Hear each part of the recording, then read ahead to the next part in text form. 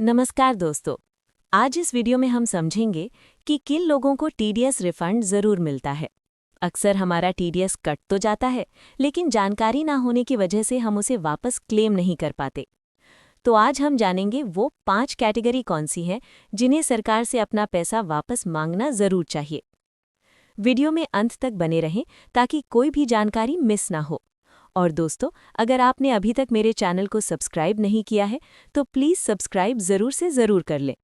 तो चलिए जानते हैं कि रिफंड के हकदार कौन-कौन हैं। तो दोस्तों, क्या आपके साथ भी ऐसा हुआ है कि इनकम टैक्सेबल लिमिट से कम है फिर भी टीडीएस कट गया? अगर हाँ, तो ये जानकारी बिल्कुल आपके लिए है। मैं आपको स्टेप बाय स्टेप बताऊंगी कि आप अपने ही पैसे को वापस कैसे क्लेम कर सकते हैं। चलिए शुरू करते हैं। हाँ, ये सवाल तो बहुत लोगों का होता है। कई नौकरी पेशा लोग, पेंशनर्स या जिनकी बैंक में फिक्स डिपॉजिट्स हैं, वो अक्सर देखते हैं कि उनकी इनकम पे टैक्स कट गया, भले ही उनकी कुल आमदनी टैक्स के दायरे में आती ही ना हो। लेकिन यहाँ एक अच्छी खबर है। नई टैक्स व्यवस्था के तहत अगर आपकी साल भर की कुल कमाई 7 लाख रुपए से कम है, तो जितना भी टीडीएस कटा है, आप उसे पूरा का पूरा वापस पा सकते हैं। और ये होगा कैसे? बहुत सिंपल है, ITR 1 फाइल करके। तो इस पूरे प्रोसेस को आसान बनाने के लिए हमने इसे 6 हिस्सों में बांटा है। हम तैयारी से शुरू करेंगे और फिर रिफंड क्लेम करने से लेकर उसे वेरीफाई करने तक के हर स्टेप को समझेंगे। तो सबसे पहले ये समझते हैं कि आखिर ये रिफंड का चक्कर है क्या, पैसा कटता क्यों है और फिर वापस क्यों मिलता है। ये सब जुड़ा है टीडीएस से, यानी टैक्स डिडक्टेड एट सोर्स से। टीडीएस को आप एक तरह का एडवांस टैक्स समझिए। जब कोई कंपनी आपको सैलरी देती है या बैंक आपको ब्याज देता है, तो वो पेमेंट करने से पहले ही उसका एक छोटा सा हिस्सा टैक्स के तौर पर काट लेते हैं।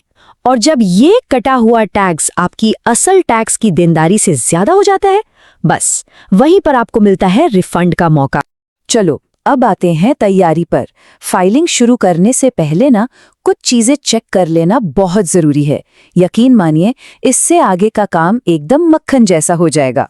इनकम टैक्स पोर्टल पर लॉगिन करके ये 3 चीजें जरूर देख लेनी है: AIS, TIS और फॉर्म 26AS।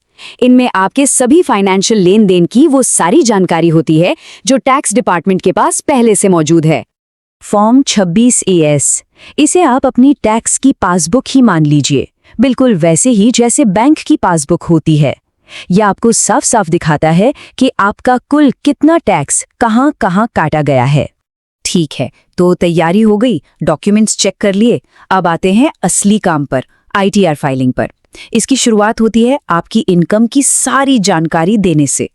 अब यहाँ पर एक बहुत जरूरी बात, ध्यान से सुनिएगा। पोर्टल पर जो डेटा पहले से भरा हुआ मिलता है ना, उस पर आंख बंद करके भरोसा मत कीजिएगा। हमेशा अपने AIS और TIS से उसे मिलाइए, क्योंकि वो डेटा कभी कभी अधूरा या पुराना हो सकता है। सटीकता बहुत जरूरी है। चलिए एक एग्जाम्पल से समझते हैं। मान लीजिए सैलरी से आए 2 लाख, घर के किराए से 70,000 और फिर सेविंग्स और FD से मिला ब्याज भी जोड़ लिया, तो सब मिलाकर ग्रॉस टोटल इनकम कितनी हुई? 5,53,000। ठीक है, इनकम तो हमने बता दी। अब बारी है उस टैक्स को कंफर्म करने की जो हमसे पहले ही ले लिया गया है, यानी हमारा टीडीएस। जब आप अपना फॉर्म 26AS देखेंगे तो आपको कुछ ऐसा ही दिखेगा। इस केस में 2 अलग अलग बैंकों ने टीडीएस काटा है। आपको बस ये चेक करना है कि पोर्टल पर जो अमाउंट दिख रहा है वो इससे मैच हो रहा है या नहीं। तो इन दोनों को मिला दें तो टोटल टीडीएस जो पहले ही कट चुका है वो है 18,799 रुपए। और हाँ, यही वो अमाउंट है जो हमें वापस चाहिए। और अब आता है सबसे मजेदार हिस्सा, द फाइनल कैलकुलेशन। यहीं पता चलेगा कि रिफंड कितना बनेगा और कैसे। तो जैसा हमने पहले कैलकुलेट किया था, हमारी टोटल टैक्सेबल इनकम है 5,53,000 रुपए। अब देखते हैं इस पर टैक्स बनता कितना है। तो इस इनकम पर सिस्टम ने पहले तो 12,000 रुपए का टैक्स बना दिया, पर गेम अभी खत्म नहीं हुआ है। यहीं पर आता है असली गेम चेंजर, सेक्शन 87A की रिबेट। ये एक ऐसी जबरदस्त टैक्स राहत है जो नई टैक्स व्यवस्था में 7 लाख रुपए तक की इनकम पर आपकी टैक्स देनदारी को खत्म कर देती है। तो होता क्या है, जैसे ही ये 87A रिबेट अप्लाई होती है, बूम, आपकी जो टैक्स देनदारी है वो हो जाती है 0। मतलब आपको एक भी रुपया टैक्स नहीं देना। अब देखिए, बात कितनी सिंपल है। टैक्स देना है 0 और टीडीएस पहले ही कट चुका है 18,799 रुपए। तो इसका क्या मतलब हुआ? सीधी सी बात है, ये पूरा का पूरा 18,799 रुपए आपको रिफंड मिल जाएगा सीधा आपके बैंक अकाउंट में। बस हम मंजिल के बिल्कुल करीब हैं। अब बस आखिरी कुछ स्टेप्स बचे हैं इसे सबमिट और वेरीफाई करने के। ये प्रोसेस ना बहुत ही आसान है। बस वैलिडेट पर क्लिक कीजिए, ई वेरीफाई नाउ चुनिए और सबसे आसान ऑप्शन आधार ओटीपी सिलेक्ट कर लीजिए। फोन पर ओटीपी आएगा, उसे डालिए और सबमिट, हो गया काम। और बस इसके साथ ही आपका काम खत्म। आपका रिटर्न फाइल भी हो गया और वेरीफाई भी। अब इनकम टैक्स डिपार्टमेंट आपका रिफंड प्रोसेस करेगा और सीधा आपके दिए हुए बैंक अकाउंट में भेज देगा। आपको इसकी कंफर्मेशन ईमेल और एसएमएस पर भी आ जाएगी। तो देखा आपने, ये आईटीआर फाइलिंग और रिफंड क्लेम करना उतना भी मुश्किल नहीं है ना?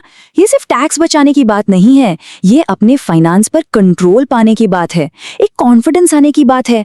तो अब सवाल ये है कि इस नए कॉन्फिडेंस के साथ ऐसा और कौन सा फाइनेंशियल काम है जो अब आपको आसान लगने लगा है?